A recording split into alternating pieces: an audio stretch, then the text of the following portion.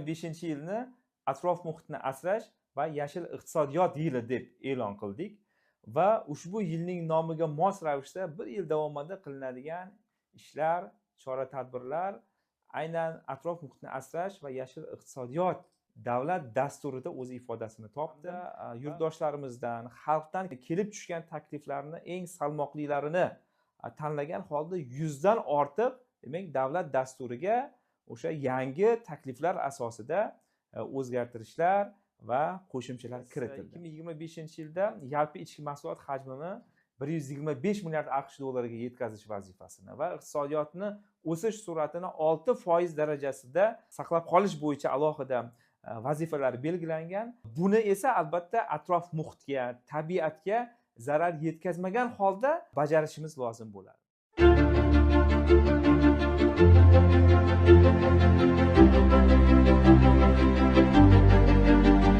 2025-yilni atrof muhitni asrash va yashil iqtisodiyot yili deb e'lon qildik va ushbu yilning nomiga mos ravishda bir yil davomida qilinadigan ishlar, chora-tadbirlar aynan atrof muhitni asrash va yashil iqtisodiyot davlat dasturida o'z ifodasini topdi va ushbu davlat dasturi xalq muhokamasiga qo'yilishi natijasida 11 millionga yaqin yurtdoshlarimiz mazkur davlat dasturining loyihasi bilan tanishib chiqdi va juda ko'plab o'z takliflarini bildirdi hamda yurtdoshlarimizdan, xalqdan kelib tushgan takliflarni eng salmoqlilarini tanlagan holda 100 dan ortiq demak davlat dasturiga o'sha yangi takliflar asosida o'zgartirishlar va qo'shimchalar kiritildi.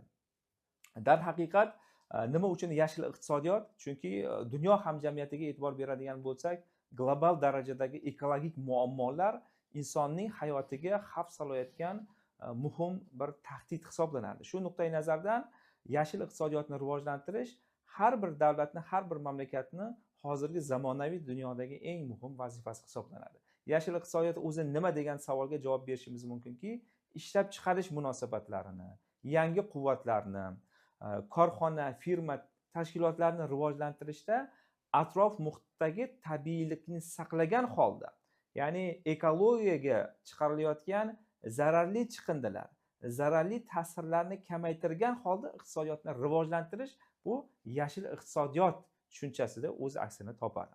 Oxirgi yillarda yashil iqtisodiyotni rivojlantirishda muhim qadamlar tashlandi. Jumladan energiya manbalari tarkibida yashil energiyaning ulushi hozirda 16% bo'ladigan bo'lsa, keyingi yilda xususan joriy 2025-yilning oxirida mazkur ulushni 16% dan 26% ga ko'tarish vazifasi belgilangan. Oxirgi 3 yil davomida mamlakatimizda 3,5 gigavat quvvatga ega bo'lgan 16 ta shamol va quyosh fotoelektr stansiyalari ishga tushdi. Shu bilan birga biz 2025-yilda yalpi ichki mahsulot hajmini 125 milliard AQSh dollariga yetkazish vazifasini va iqtisodiyotni o'sish sur'atini 6% darajasida saqlab qolish bo'yicha alohida vazifalar belgilangan. Buni esa albatta atrof muhitga, tabiatga zarar yetkazmagan holda bajarishimiz lozim bo'ladi. Rivojlangan Yevropa davlatlariga e'tibor qaratadigan bo'lsak, umumiy quvvatlar tarkibida yashil energiyaning ulushi, yashil energiya deganda biz ko'proq quyosh, shamol va gidroelektr stansiyalarini nazarda tutamiz, 30% ga yetgan.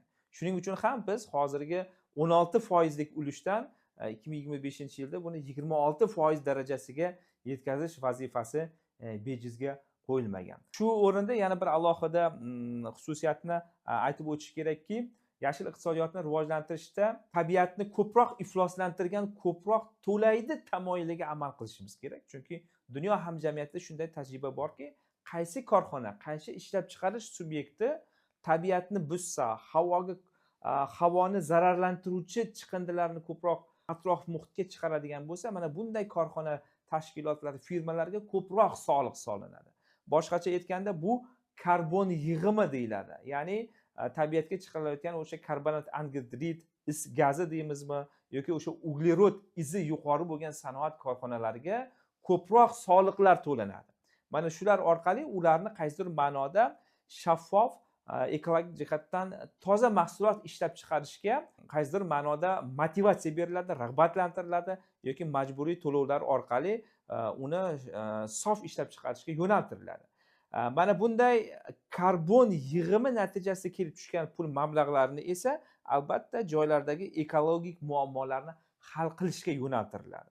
Shu o'rinda yana bir alohida xususiyatni aytib o'tish joizki, biz o'sha davlat dasturida yangi atrof muhitni asrash va yashil iqtisodiyotni rivojlantirish davlat dasturida yirik korxonalarimiz bo'lgan O'zbekneftgaz, Navoiy kon metallurgiya kombinati, Olmaliq kon metallurgiya kombinati, UzAirways va UzAirports kabi kompaniyalarimizni xalqaro ESG reytingini olish uchun ham alohida chora-tadbirlar bo'yicha vazifalar belgilandi.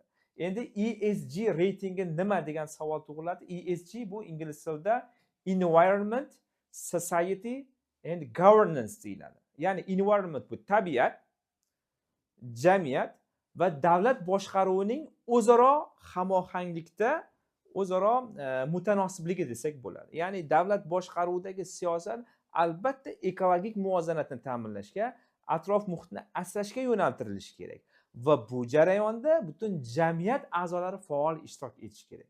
Demak, tabiat, jamiyat va davlat boshqaruvining shu uchta jarayonni hamohang bo'lishi bu o'sha xalqaro darajadagi ESG reytingini olishga imkoniyat beradi. Biz o'sha yirik kompaniyalarimizni aynan ushbu reytingga kirishiga harakat qilyapmiz. Bu esa albatta atrof muhitni muhofaza qilishga, asrashga, havoyimizni, tuprog'imizni, hammamizni o'sha o'rab turgan yon atrofimizdagi tabiatimizni sof holda saqlashga bizga yordam beradi.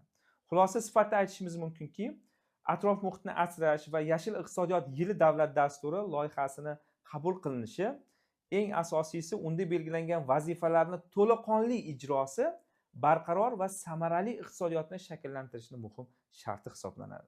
Chunki insoniyat uchun sog'lom tabiat har qanday boylikdan ustun deb hisoblaymiz.